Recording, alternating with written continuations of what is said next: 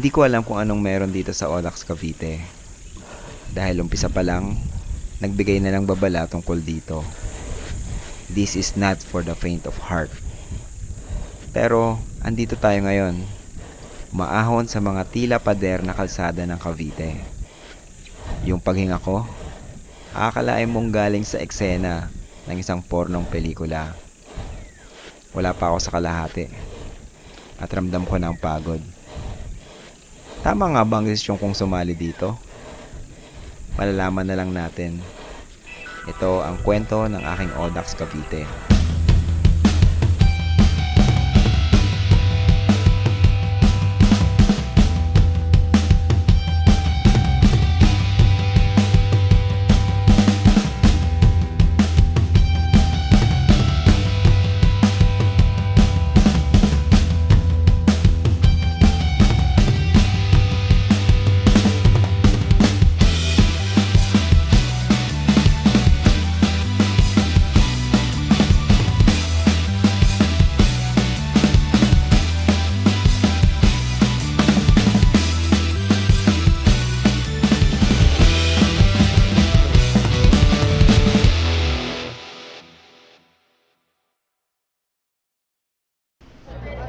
Isa siguro sa highlight ng Audax calendar this year ay ang Audax Cavite.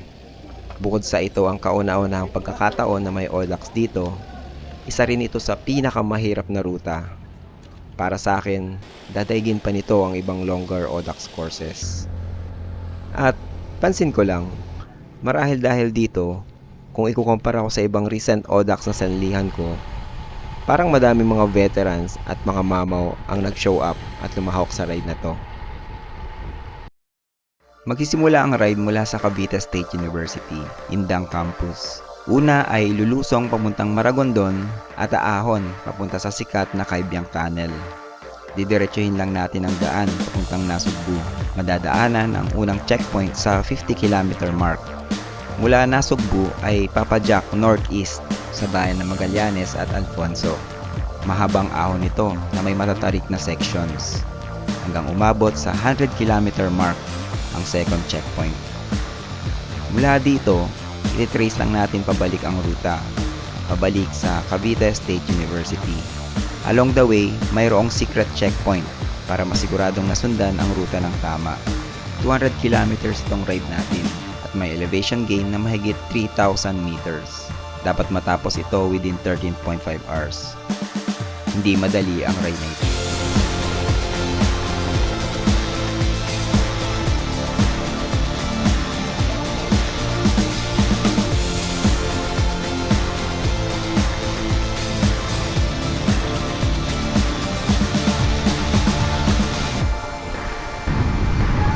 Sa totoo lang, hindi ko alam kung kaya ko itong tapusin. Pero, gagawin natin yung best.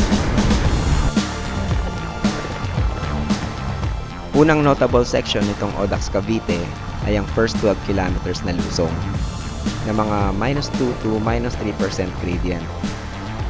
Nakakatempt nga magmabilis kagad, pero delikado din dito dahil una, madilim pa sa mga oras na ito. At pangalawa, may parts na hindi maganda ang daan. May cracks at lubak, kaya possible ma-pinch flat kung hindi mo to makita. Parang may nakita nga akong isa na maaga pa lang nabutasan na. Nakakatuwa dahil medyo overwhelming ang support from the LGU, sponsors, and various groups dito sa Audax na to. May traffic marshals pa hanggang umabot sa National Highway para sa safety ng mga riders. At hindi lang dito natatapos ang support.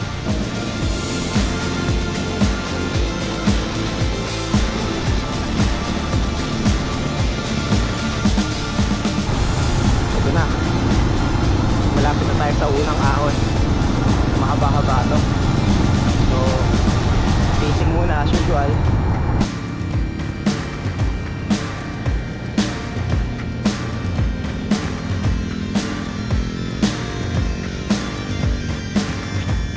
So far, madali-dali pa itong unang part ng ride. Pero sa kilometer 24, mag-uumpisa ang unang pagsubok. Ito ang ahon patungo sa Caybang Tunnel. More or less 8 kilometers ito. May ilang maiksing section ng lusong at recovery. Isa sa mga pagkakamali ko dati madali akong madala ng excitement ko sa umpisa pa lang ng Audax rides at hindi ko napipace yung sarili ko ng maayos. Sa mga matitinding ruta gaya nito, for sure, hindi ko ito matatapos kung magpapadala lang ako sa emosyon ko. Kaya, tinatry kong maging disiplinado as much as possible sa pacing ko. So far, gumagana pa naman siya at this point.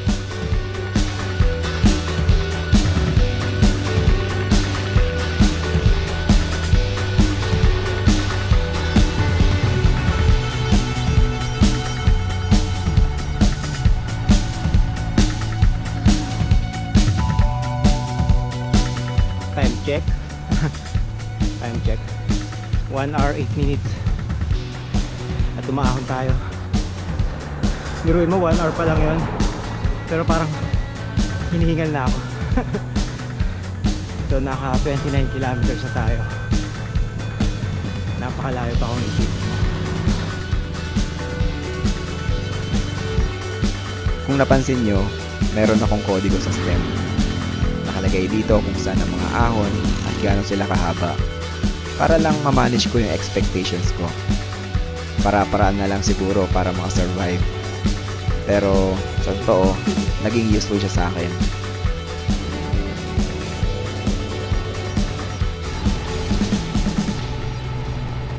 Mga 6:30 AM nang lumulusong ako sa Kaibyang. Sa wakas, makakabawi naman ang pahinga dahil 5 kilometers ang lusong dito. Mahaba-haba na rin. Kaso nga lang, may delikadong mga kurbada at matarik na sections na maraming naaksidente. Kaya, hindi rin dapat magpakampante. Medyo conservative ako dito sa mga liko dahil mahirap na.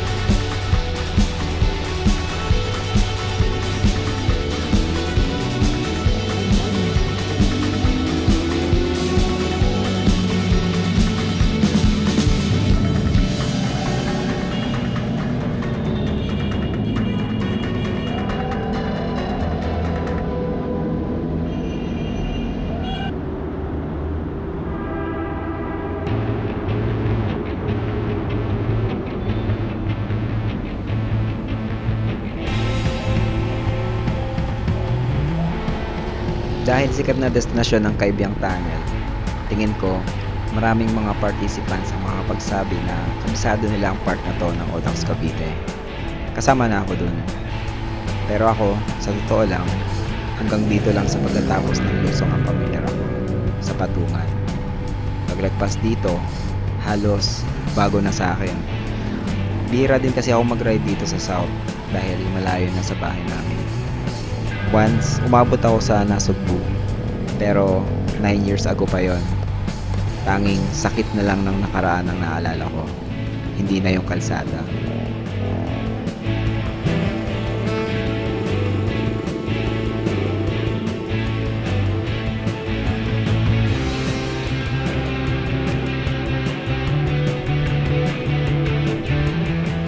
Mayroong ahon ulit dito sa patungan bago umabot sa first checkpoint sa Barangay Look sa Nasugbu.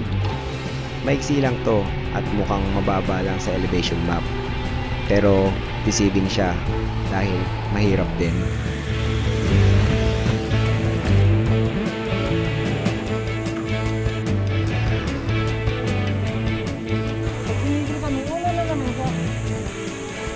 Wala. Maganda ang pacing niya at yung strategy ng fuel.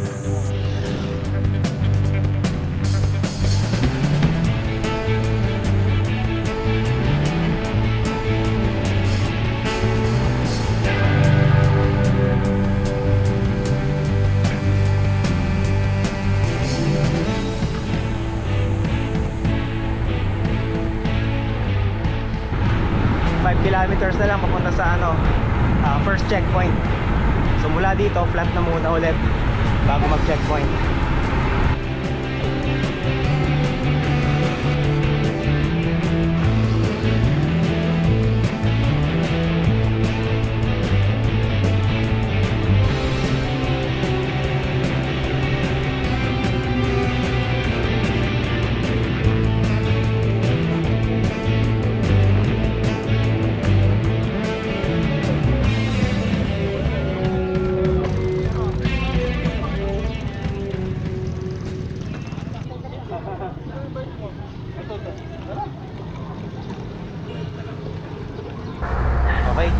kakatapos lang natin sa checkpoint 1. 2 hours 9 minutes na dito sa sa oras ko. Ngayon, ito na yung tingin ko isa sa mga pinakamahirap na section. Itong 52 kilometer 100. So good luck talaga.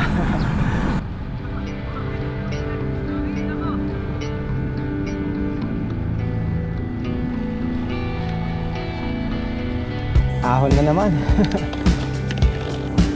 Ito yatang 50 kilometer stretch na to ang may pinakamadaming elevation gain between checkpoints. Andito din yung dalawang may pinakamatarik na sustained climb.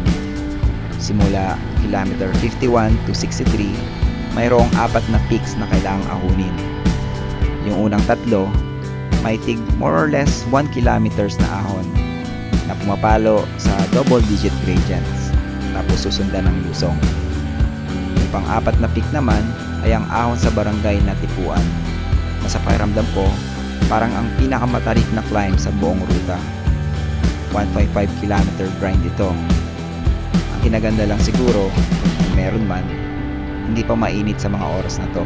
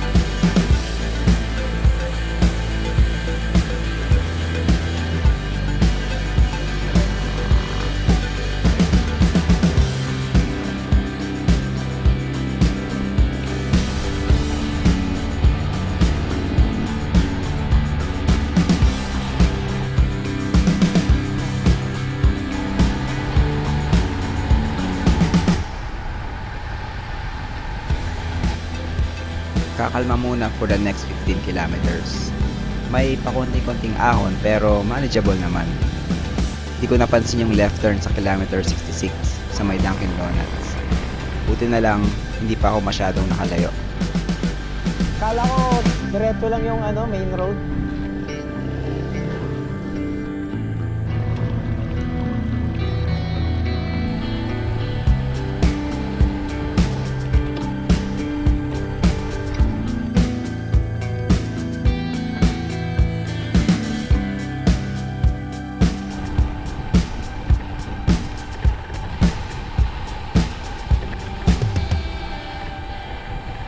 Sa kilometer 78, may rest stops mula sa sponsors. Meron ding pagkain gaya ng puto at kutsinta. Higit sa lahat, namimigay sila dito ng yelo sa mga riders.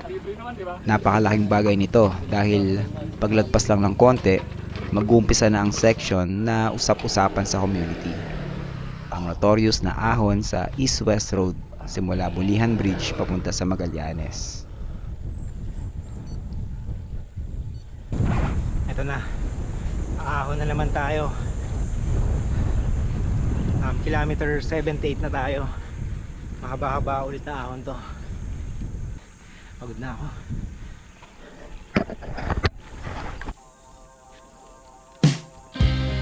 More or less 9 kilometers ang napakahirap na section na to. Hindi ko maisip yung tamang salita para i-describe ito, lalo na yung first 2 kilometers. Hindi ito nagkakalayo sa steepness ng Natipuan climb, pero mas mahaba. Isama mo pa yung pag-ahon sa katirikan ng araw.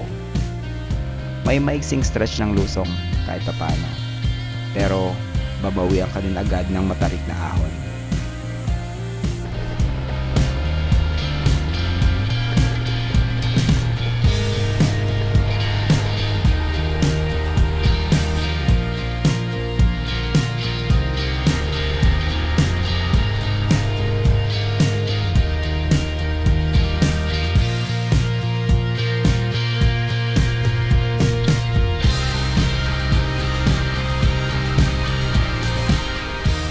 Nakailang beses ko rin tinanong ang sarili ko, kailan ba ito matatapos? Tila walang katapusan kasi ang ahon.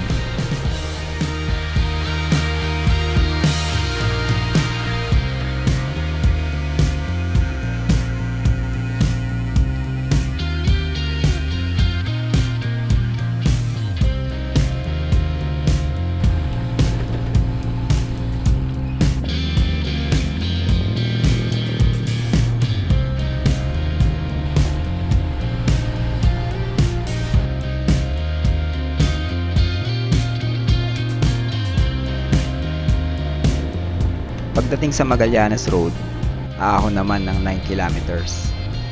Sa mga typical na rides ko, banayad lang naman sabi ang ahon na to. Pero after ng napakadaming ahon, hindi ko alam kung masabi kung madali lang ito. Pero konting tiyaga na lang, mararating na natin ang second checkpoint.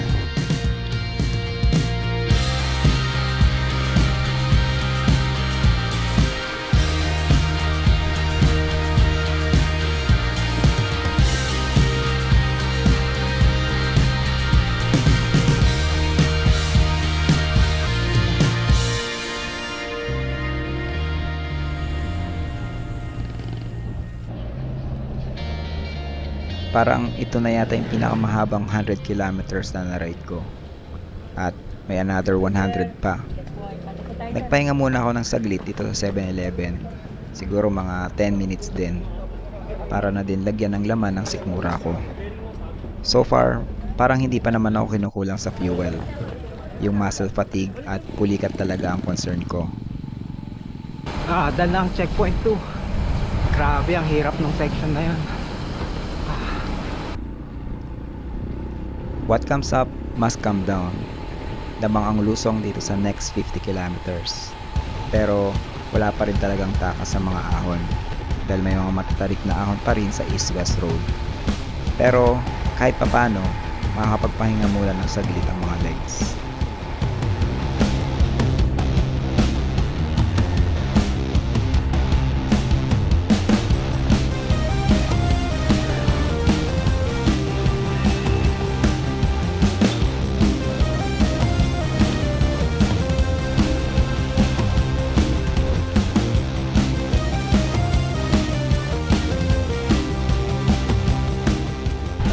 Ulap, huwag kang aalis. Diyan ka lang.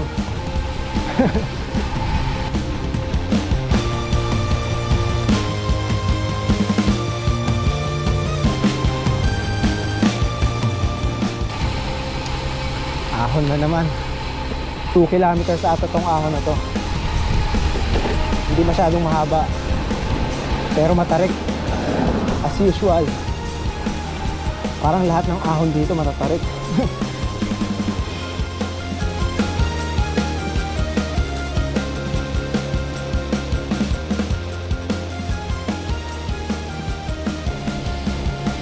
Nakakapanghina na lang ng loob. Puro pader.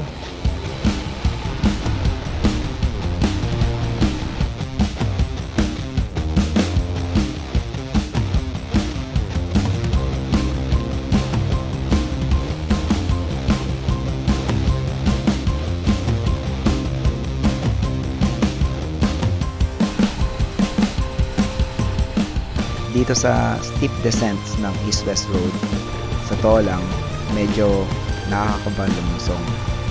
Matarik din kasi at may ilang bahagi na mabuhangin. Tapos, may ilan din ata na medyo sira yung kalsada sa dulo mismo ng lusong.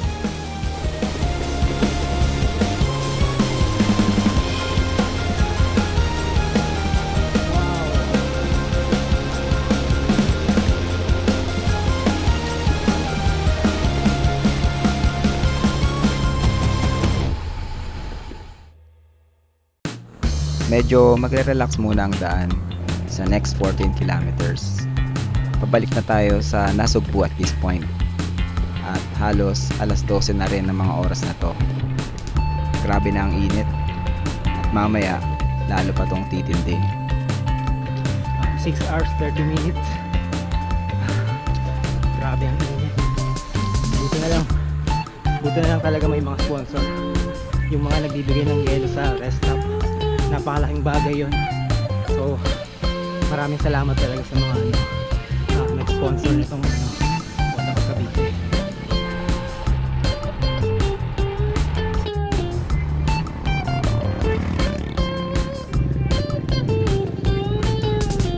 Isa sa mga nakakatuwa sa mga Audax rides ay ang sense of community. Madaming mga friendly na siklista dito na willing tumulong kung sakaling magkaroon ka ng problema. Ito si Sir Jump. Tinulungan ako sa nung umpisa pa lang. Natanggal yung hub ko, buto na lang nandyan siya. Good luck sa atin.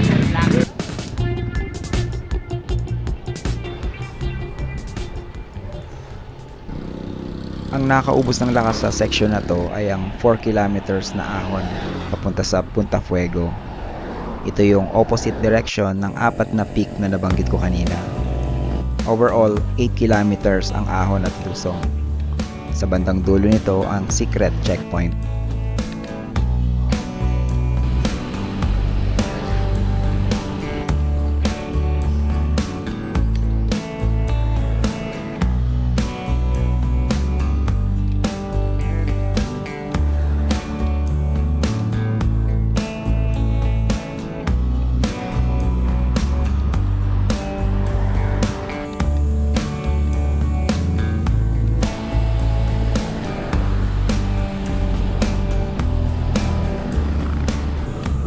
Kilometers checkpoint.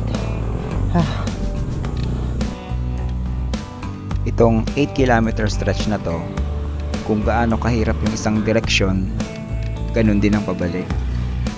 Hindi ko na rin na-videohan yung secret Team Budol checkpoint, pero gusto ko rin magpasalamat sa tubig at puto, pati na rin sa words of encouragement.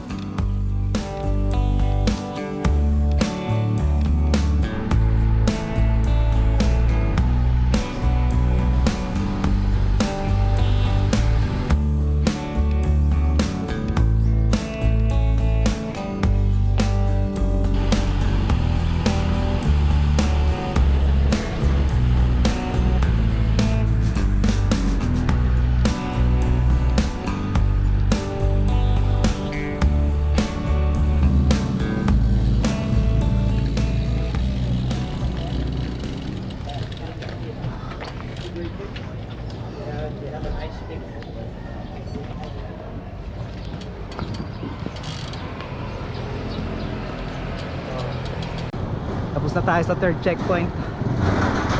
Ngayon naman ang longest 50 kilometers. Pagod na ako talaga. Tiyagaan na lang kahit mabagal. May 2 big climbs pa na susunod.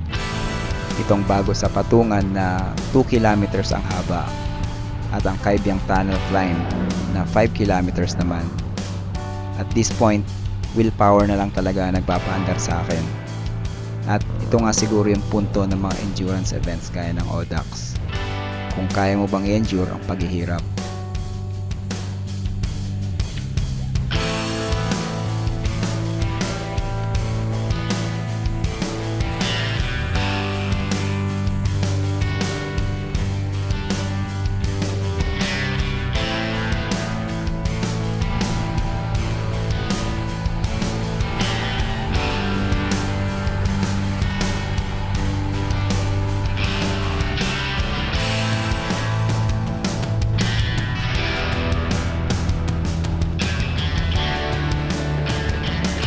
Malupit na ahon na lang itong Kaibyang na climb. Tapos gradual na ahon na lang sa Indang mamaya. Siyempre may mga rolling. Ayun.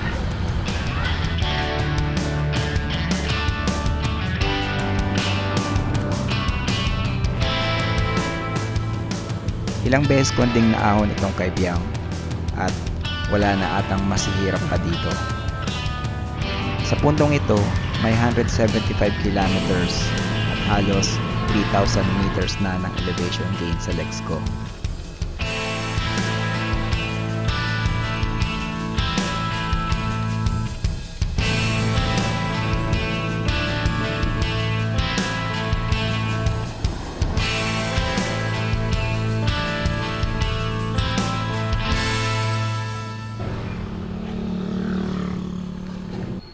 Napakalaking moral boost nung matapos ko itong Kaibiang Climb dahil 30 kilometers na lang hanggang finish line. Mahabang lusong ito, 8 kilometers din. Kaya makakapagpahinga muna bago ang huling ahon sa Indang.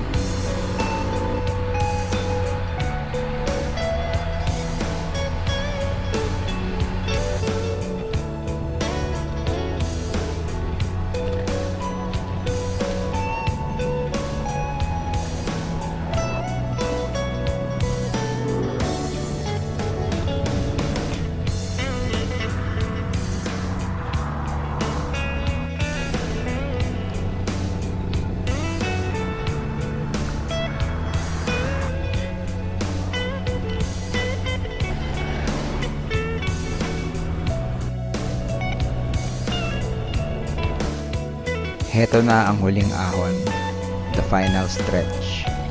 More or less 10 kilometers ito na may gradient na naglalaro sa 1 to 3%. Hindi rin biro ang ahon na to. May lamang tubig pa ang lalagyan ko, pero mainit na kapag iniinom. Maraming beses sumagi sa isip ko na huminto muna at bumili ng malamig na tubig sa tindahan. Pero konti na lang, hihinto pa ba ako? Kaya tinaga ko na lang to.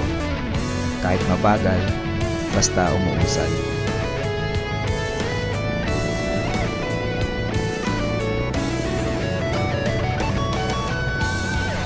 Sa lahat ng lumahok sa Audax Cavite, hanga ako sa katapangan nyo. Dahil hindi biro ang ride na to. Sa mga hindi pinalad na makatapos, sa kung anong dahilan man, sana ay maging proud kayo sa pambihirang pagsubok na pinasok nyo. Sa mga nakatapos, congratulations. I-enjoy muna natin ang pahinga.